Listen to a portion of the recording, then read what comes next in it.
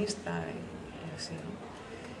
Marina Tsvetaeva, Lucía Joyce y Violet Gibson, que Lucía Joyce es la hija de Joyce, y Violet Gibson es un personaje rarísimo, pero ha salido un libro ahora en Capitán Swing que habla de ella.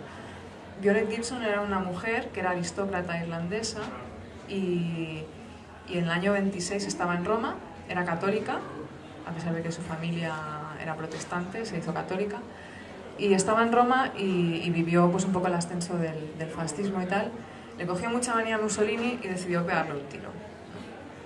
Y esta mujer, este atentado que a Mussolini aparentemente solo le rozó la nariz, el tiro que ella le dio, digamos que, claro, no pasó, digamos, como crimen político ni nada así, sino que la tomaron por enferma mental y la internaron en un manicomio. Y en ese manicomio coincidió con Lucía Joyce.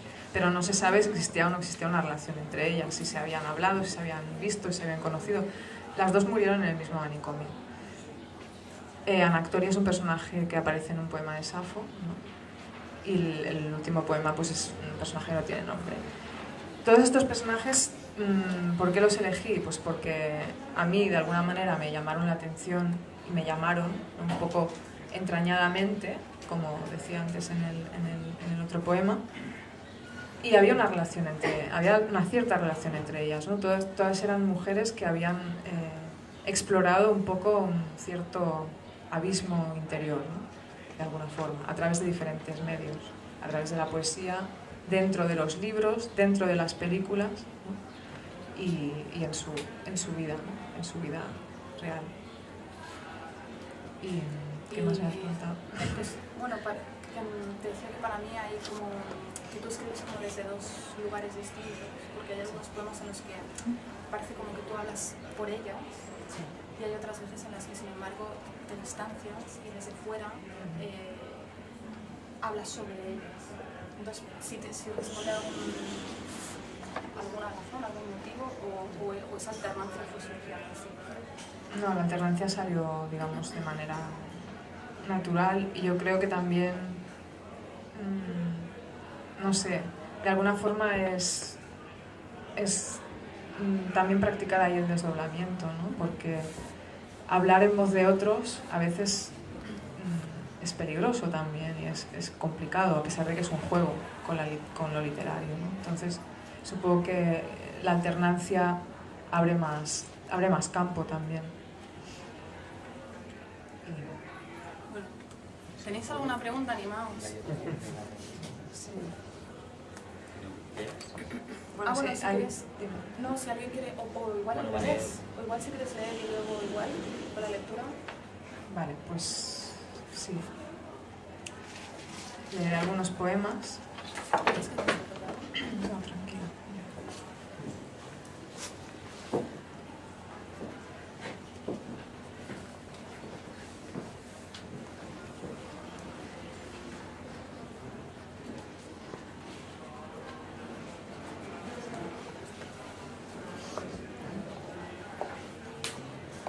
El primero es del primer poema, que se llama La mujer cíclica. Se me pide ser racional, ser precisa, no caer, no dejar caer, no bradar demasiado, no mirar demasiado, no morar. Se me pide atar lo que en ese lugar amenaza con tirarlo todo abajo, amarrar con fuerza lo que en ese lugar destruye. Una casa como un cimiento, una sorda, ridícula vitrina transparente. Sospecho que nada de eso será fácil, que los cabos no podrán ser anudados, que la fuerza que consiguen reunir mis dedos apenas llaga la retícula que envuelve la piel sobrante. Ganas de llorar por las manos, ahí donde despide, donde avanza la porosa cercanía, el tumor inconcreto de la cercanía, el agua, el aceite, el abono de la cercanía. Volver a ser lejana, volver a dibujar el llanto rojo de mis palmas, devorar en ellas todo cuerpo astillado, toda terminación.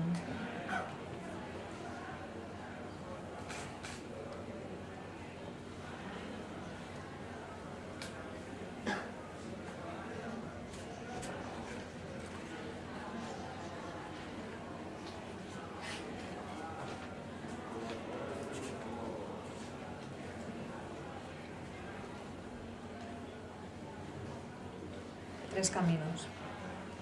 El primer camino es una trampa que desciende hacia el sur. Es un camino radical. El camino, y no el viajero, aspira al hundimiento. A medida que el viajero avanza, sus pies se hunden y le duele la raíz de la piel y del pelo, y también la raíz de los árboles en la tierra contra el barro. Siente la simultaneidad de su dolor y el dolor de la materia, viva o inerte. Aunque no se le ve desaparecer, en cierto punto se esfuma como alguien quemado por la luz. El segundo camino tiene forma de tenia. Es un huésped, un camino interior. No tiene dirección cardinal, su movimiento es el pliegue, se enerva, se retuerce por dentro. El camino se apropia del viajero, se alimenta de lo que ingiere por contacto, apenas con el roce de su piel ganchuda y membranosa. El viajero siente la disyunción dentro de sí, la separación de su cuerpo y el cuerpo del camino. Los más afortunados logran expulsar el camino por la boca. Los menos afortunados logran ser expulsados por el camino, y entonces se convierten en un residuo, en una excrescencia. El tercer camino es el que mejor conozco. Es un camino doble, una bifurcación, una lengua astillada. Sin embargo, el viajero lo percibe como unidad, tan distinto del segundo camino que podría ser casi su antítesis. Es parecido a una voz lejana o a un eco, yuxtapuesto a lo propio, adherido en ciertos puntos, sin equivalencia material. Por eso el viajero cree que es uno. Sin embargo, hay indicios que señalan su duplicidad, el alejamiento de las dos partes, la ruptura. Esos síntomas el viajero los recibe con angustia, a través de sueños y preguntas que resuenan con una coda lúbrica y martilleante. A lo largo de la vida del viajero, el carácter doble del camino se va espesando, se tensa hasta quebrarse. La quiebra devuelve la longitud a la imagen del viajero, que asustado como un niño de cría, ve cómo su vida ha sido vivida por un hilo en fuga que se pierde. Lo que queda entonces es un silbido, un perezoso sufrimiento de cobaya doméstica.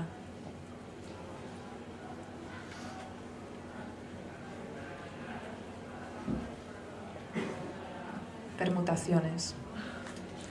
Y lleva una cita, un poema de Gottfried Benn, que dice: un pobre perro cerebral sobrecargado con Dios. Digo palabras: res, ave, gato, zarzal, floración. Infancia, recoger moras, pincharse los dedos. Sangre, rueca, tela de araña. La loca de la casa, voces que son nido en los altillos. La loca de la casa. Si se enciende 2 veces la luz, sabré que Dios existe. Si mi útero roza la sábana, sabré que Dios existe. Si Dios existe, sabré. Un haz de voces rojas contra el cuarto. ¿Existe Dios? Digo palabras. Soy niña, 2 niñas, me pincho los dedos. No hay ergo que interfiera en esta frase. La casa en la loca. Voces, útero, floración de su casa en la cabeza goteante. Puntea la casa, la sangre, puntean los dedos. Ave res, Dios zarzal, sangre. El gato roza la rueca. Desde el altillo vocea la luz. 2 luces saben, 2 dioses se encienden en la voz. Mirar como la araña caza a su presa. Mirar y detenerse en el marco gris de sombra de la pared desconchada. Desconchar a la araña en la pared, a la niña. Voy hacia ti para salvarte. Condición de res, de indicio. La loca de la casa. No hay ergo que interfiera en esta frase. Con mis dedos te salvo, me devuelvo a la angustia a su marco gris, a su sombra. La araña salva los dedos de la presa en el nido. Me pincho en la rueca. La araña salva mi sombra. Yo salvo a la res. La mora recoge mi sangre. Voy hacia el punteo goteante. Florezco en la sábana. Indicio de Dios, su floración en la tela de araña. Indicio de res, la caza de la presa. Indicio de infancia. Miro el zarzal contra el cuarto. Miro el haz de voces rojas. El gato detenido en la pared existe. Hacia mí. No hay ergo que interfiera en esta casa. No interfiere Dios.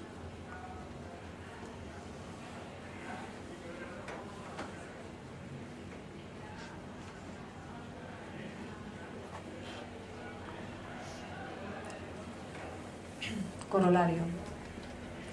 Hemos visto a las palomas morir en el patio. Hemos visto la sangre, real y figurada, correr junto a los muros. Te miro. Tenemos miedo. El mundo es este extraño revestimiento culpable. ¿Por qué estás sola?, dices. ¿Es que no supiste hablar? ¿Es que no supiste imponer tu mano, tu pequeña mano larvada, sobre las palabras? Si hubieras sabido que la poesía era este dolor de querer atravesar todas las formas con la forma, no con el aire, sino con la forma, ese cincel, esa fría, incontenible violencia.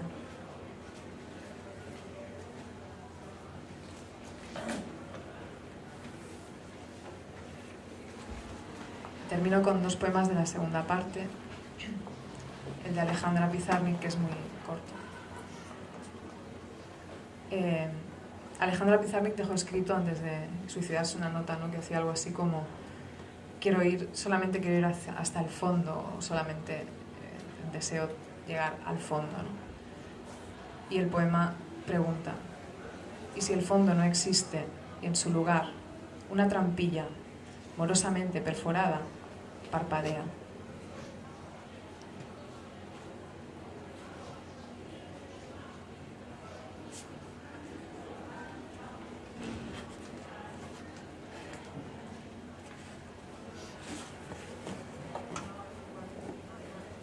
Y el último poema se titula Canción de la mujer desconfiada. Ella dice: mientras yo dormía, alguien se acordó de mí para matarme. Dice: no hay más auxilio, ni más cerro, ni más navaja que la memoria. Dice: estoy convencida de que se puede ahorcar a alguien sin usar los dedos. Dice: pensar es peligroso. Dice: cuando reposamos el mundo termina. No hay estrépito que suene tan atronador como un cuerpo dormido. Dice: podrían exportar mi sangre con un solo guiño de la mente. Dice: que mis pies estén anclados en el suelo no significa presencia.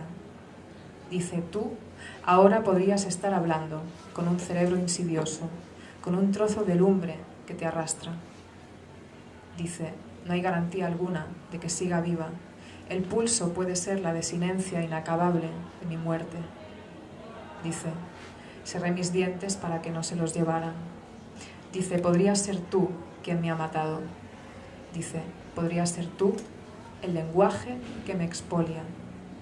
Dice: podrías ser tú la sombra estéril. Dice: podrías ser tú la fiebre, la ceniza, la reunión de palabras que recorren el arco de mi boca cuando hablo. Dice: podrías ser tú. Yo podría ser tú. En mí. Fuera.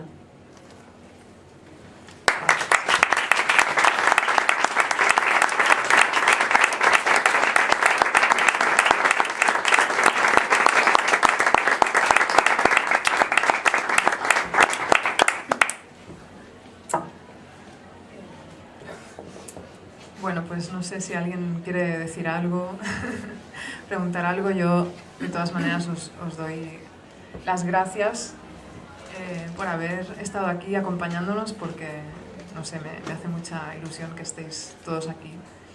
Gente, ¿no?, que nos conocemos hace tiempo, algunos hace menos, y es un, no sé, es un placer y una alegría, ¿no?, que la gente se reúna para cosas tan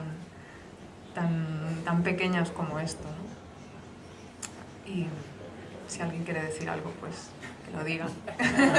Y si no, nos iremos a tomar algo a la bodega de An Rafael.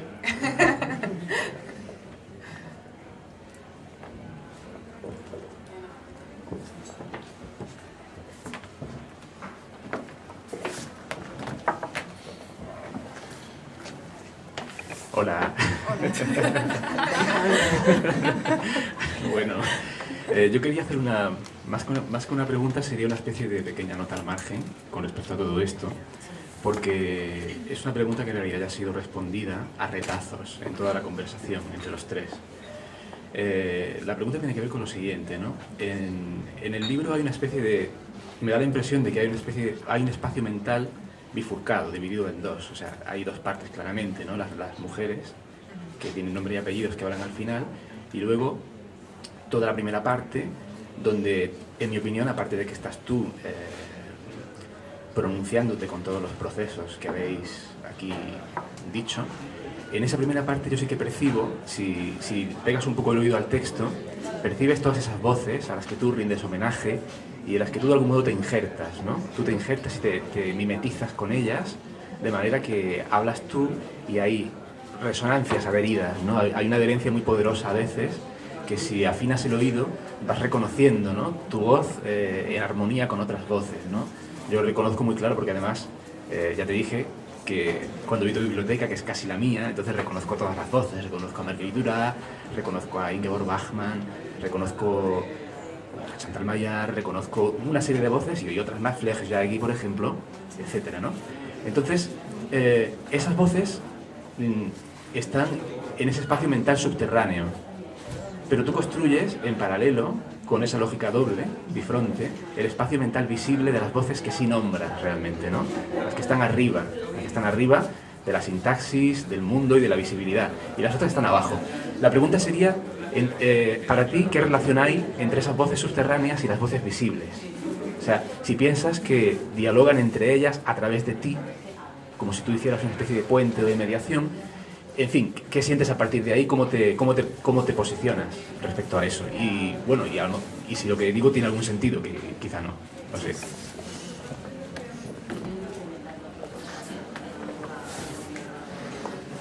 De hecho, la respuesta en realidad es la siguiente. O sea, hay voces subterráneas, como tú has dicho, y hay voces manifiestas o presencias manifiestas. Las voces subterráneas están también en las citas, porque hay varias citas, ¿no?, en el poemario, de varias autoras y algún autor.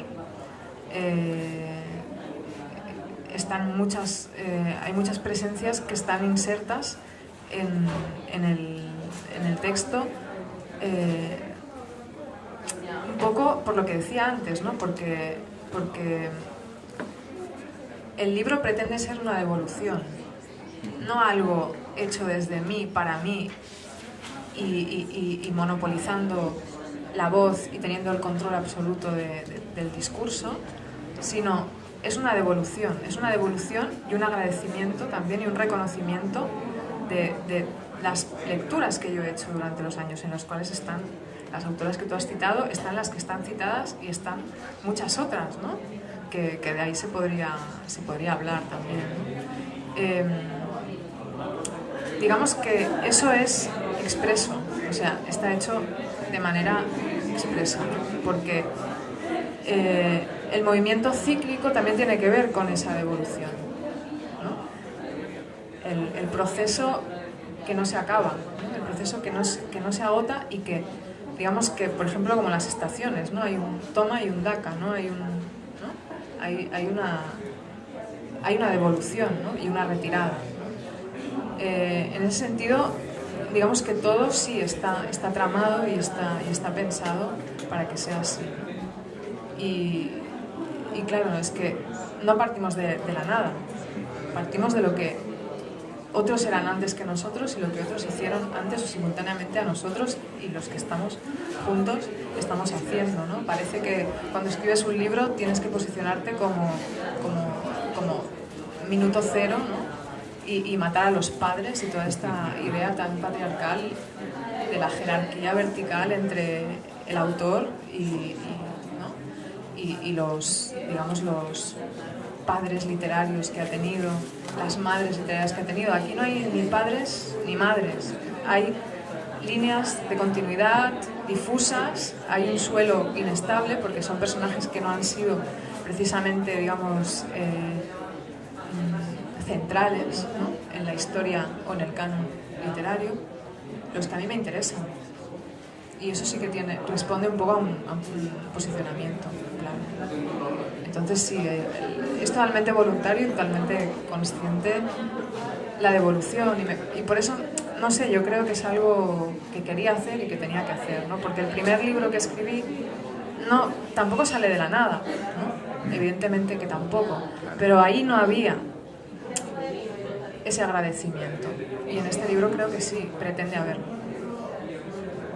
Y ya está. pues si no hay nada más, vamos a tomar algo, o sea que podemos continuar hablando de esto, de otras cosas mejor. Y muchas gracias por estar aquí y nada, que disfrutéis.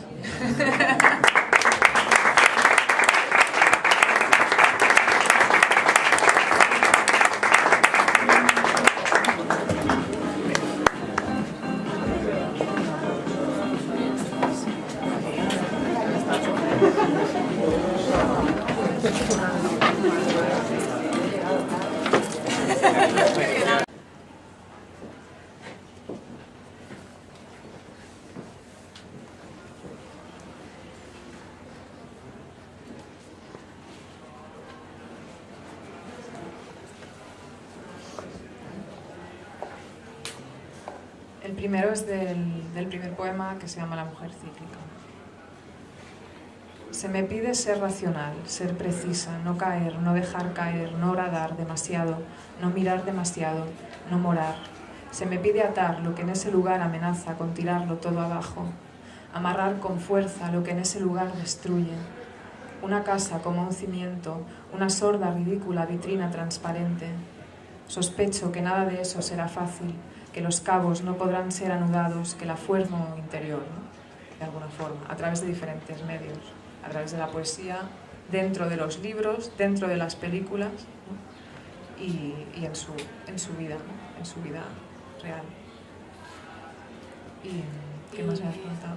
Pues, bueno, te decía que para mí hay como que tú escribes como desde dos lugares distintos, porque hay algunos poemas en los que parece como que tú hablas por ellas, sí. Y hay otras veces en las que, sin embargo, te distancias y desde fuera hablas sobre ellas.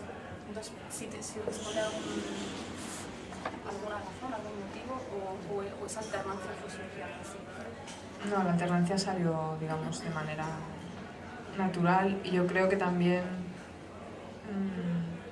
feminista y así, ¿no? Marina Tsvetaeva, Lucía Joyce y Violet Gibson, que Lucía Joyce es la hija de Joyce, y Violet Gibson es un personaje rarísimo, pero ha salido un libro ahora en Capitán Swing que habla de ella.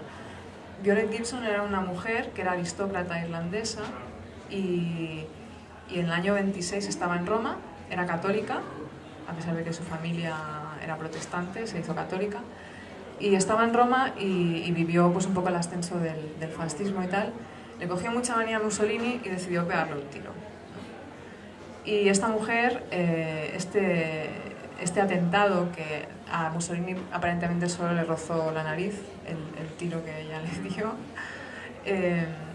digamos que, claro, no sé, de alguna forma es también practicar ahí el desdoblamiento, ¿no? Porque hablar en voz de otros a veces es peligroso también y es complicado, a pesar de que es un juego con lo literario, ¿no? Entonces, supongo que la alternancia abre más campo también. Bueno, ¿tenéis alguna pregunta? Animaos. Sí. Bueno, si quieres, no, si alguien quiere, o igual al revés, o igual si quieres leer y luego igual con la lectura. Vale, pues sí. Leeré algunos poemas. No, tranquila. No pasó, digamos, como crimen político ni nada así, sino que la tomaron por enferma mental y la internaron en un manicomio. Y en ese manicomio coincidió con Lucía Joyce. Pero no se sabe si existía o no existía una relación entre ellas, si se habían hablado, si se habían visto, si se habían conocido. Las dos murieron en el mismo manicomio. Anactoria es un personaje que aparece en un poema de Safo, ¿no? Y el último poema pues es un personaje que no tiene nombre. Todos estos personajes, ¿por qué los elegí? Pues porque a mí de alguna manera me llamaron la atención y me llamaron un poco entrañadamente, como decía antes en el otro poema, y había una cierta relación entre ellas, ¿no? Todas eran mujeres que habían explorado un poco un cierto abismo